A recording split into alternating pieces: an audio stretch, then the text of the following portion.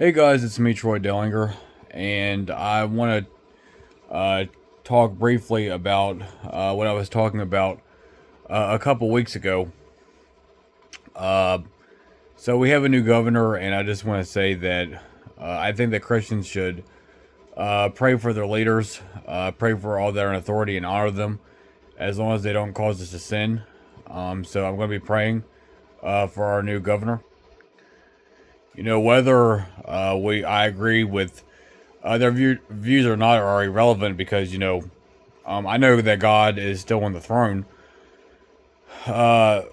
Politics doesn't have any effect on a Christian. We're called to share our faith no matter what, and trying to solve a problem through politics is not going to be the solution because I think that we should go about it through influences and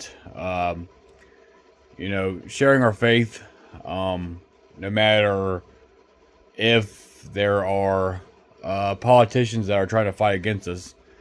Nebuchadnezzar was the king of Babylon, and that didn't stop Daniel and the Jews from living for the Lord. So even if we have a wicked governor, we're still commanded to honor them and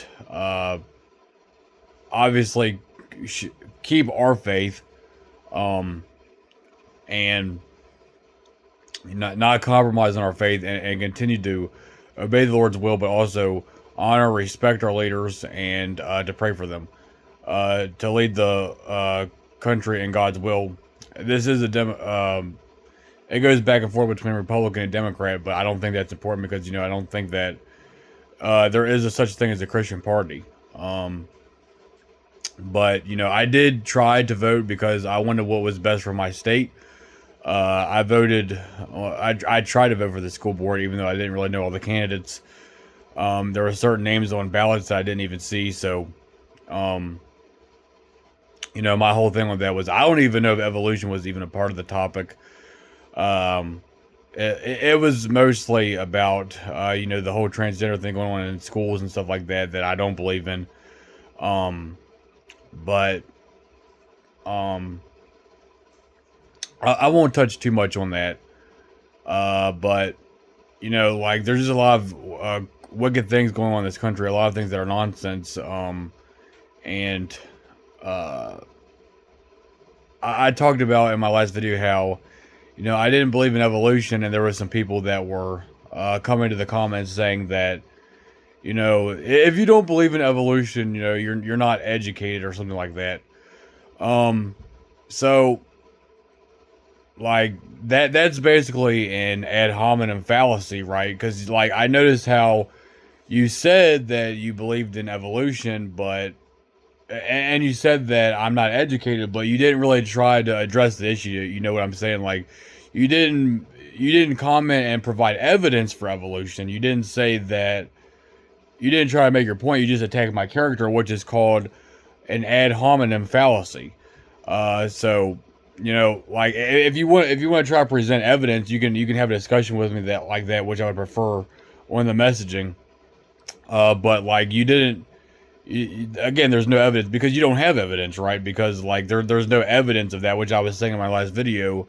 That there is no evidence of evolution, which there was scientific observations of fruit flies that changed, over years of time, but they were still a fruit fly, right? So you got the fossil records, and you have and you interpret those fossil records as different changes, right? You say that these fossil records, this person evolved into this other primate, but that's historical interpretation, which has never been scientifically observed. There has never been evidence of a human transforming into a primate. So, like, that's never been scientifically observed. So, I would encourage you, if you're going to disagree with me, not to attack my character, but try to address the issue,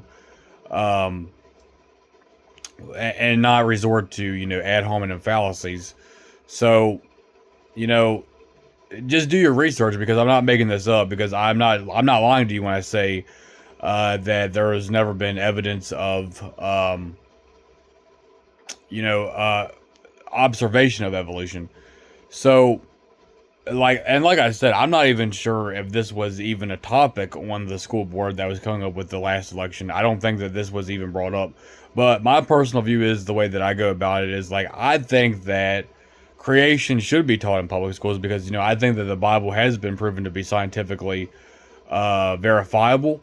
Um, and I don't think there's anything about creation that contradicts the Bible. We're taught by tradition from our upbringing that evolution is true, but we never try to question it, right? And I never personally did believe in evolution. I used to believe in old Earth and stuff like that. But once I came to study and kind of did the research for myself, I came to believe that that there is no evolution. That there's no old Earth or billions of years or stuff like that, or the Big Bang.